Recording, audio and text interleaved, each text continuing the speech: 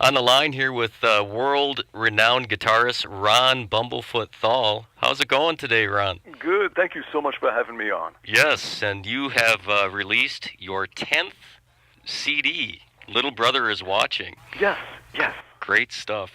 We've been playing the single off it. Cool, thanks. It's kind of, quirky and it's different.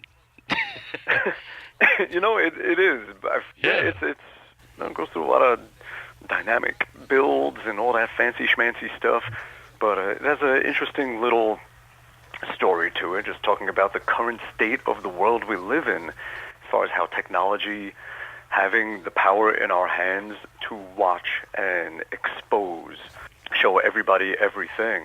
Right. And, just going back to Orwell's book, 1984, back when they were predicting that there would be this governmental, big, all-seeing eye watching everything everyone says and does. Which is all true now. Yeah, it became true, but we've surpassed that where now we can do it too. And, right. If the cops are beating on somebody, there's going to be 10 people with iPhones that are uploading that to YouTube immediately. They're like, we have the power to watch Big Brother now. Yes. So really, Little Brother is watching. Hence the song. And then you have the whole thing of what kind of pressure does that put on us, knowing that everything you do can be seen. Right. So some people are going to crawl into a shell and feel like they have to be perfect all the time. I think that's what a lot of people in the public eye go through. They feel like as soon as they trip up, everyone's going to have their cameras out and they're going to be exposing it and just really getting off on it. Right. And which is true.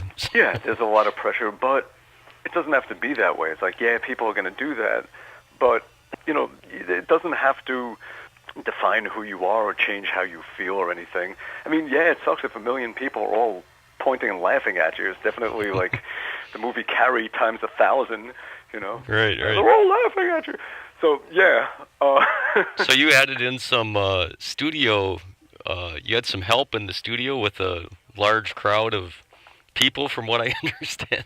Oh, yeah. We went to a venue in Brooklyn and brought 100 people in, and it was sort of a listening and singing party. Right. So before the album was finished, when it was just about ready to mix and just about done, brought everyone in, would play them a song, we would talk about the song, then I would show everybody parts to sing, and ready, 1, 2, 3, and we would all sing together or go, hey, hey, hey, and stomp their feet. Right. The gang vocals, yeah. Yeah, and recorded all of that, and half the album has all these people doing all this singing and chanting and stomping. It's very creative. It's good. I always did that. I always included the audience, the people that this is for. Right. Include them in the album. My last album I did years ago, Abnormal, I did a contest where people would sing opera and upload it to YouTube, and whoever did it best brought them to the studio, sure. And they did backing vocals on the album. That's so for cool. this one, we did it this way, but I like including the audience and have them be part of it all, because it's for them. Let them be part of it. And just hearing your single today, the guitar work, and not to get too technical, but your guitar tone is just fantastic. Oh, thank you. Thanks so much. It's like not overly processed. It's really just almost sounds like you just plugged right into an amp, and it has this really raw, meaty texture to it. I really enjoyed it. Plus, you got to tell us about fretless guitar. Now, I've heard of fretless bass, obviously, but I have never heard of a fretless guitar, and that's kind of your thing a little bit, isn't it? Yeah, it's kind of becoming my thing. Yeah, I've been playing, besides normal fretted guitars, right, playing fretless guitar. God, about at least 15 years. Is that more for leads, or is that? You could do anything on it. I Okay. mean, it's like having a slide on every fingertip, where you can just drag any note anywhere. Yeah. So you kind of have to know what you're doing to play that. It's like Kinda. Or you just close your eyes and and hope for go the for it. best. Yeah. It's kind of like a violin, I suppose, except that's why I think of more for leads. But Yeah, totally. I mean, it's like a cello, yeah, and so sure with single notes it's going to be a lot easier. With chords, you can do chords and stuff, yeah, but you just have to be very super precise, yeah, especially if there's a lot of drive on the amp, because it's going to saturate where if the waves are off by a little bit, you're going to get some serious clashing coming through. You get like a okay, lot of just yeah, yeah, kind of sounds going on. yeah. But some of those leads too that I was hearing today on that particular track with the runs that you do on the lead part there towards the end. Just I can't even fathom. It sounds like you go up about 6 scales and just do it in lightning speed. It's just really impressive guitar work.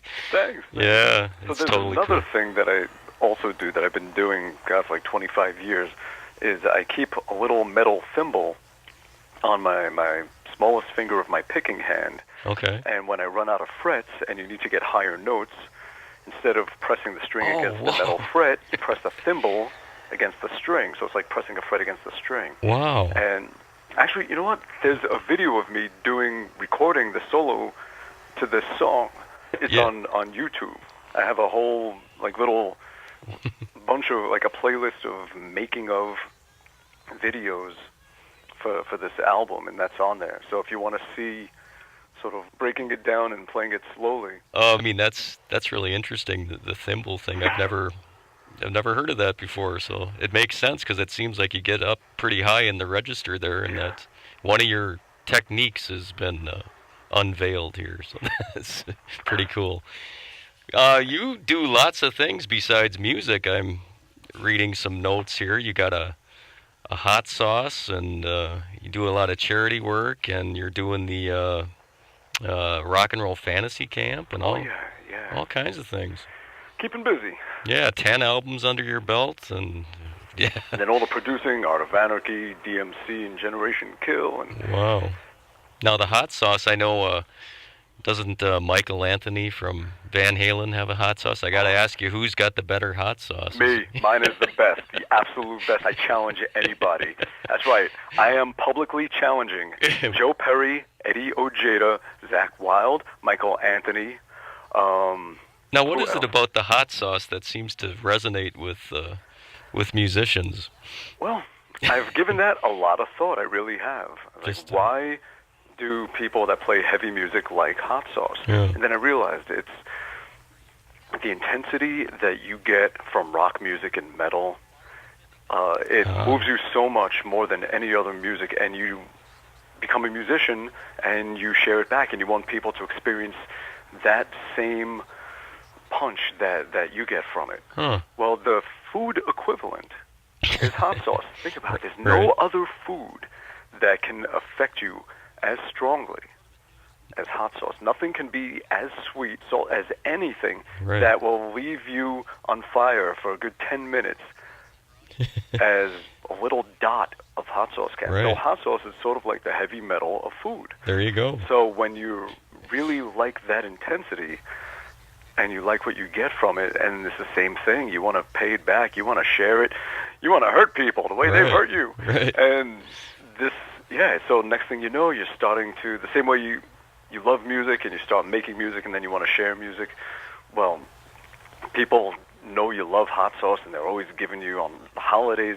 different weird hot sauces as gifts, and you start developing this palate for it where you're like, oh, what would it taste like if we took grapefruit and mixed it with chocolate and used these kind of peppers in there, and you start really thinking about creating it, and then it finally reaches a point where it's like, yeah, let's do this. Let's make hot sauce, because it really does become a legitimate passion. Mm-hmm. And I go to these food festivals, and you watch The Simpsons?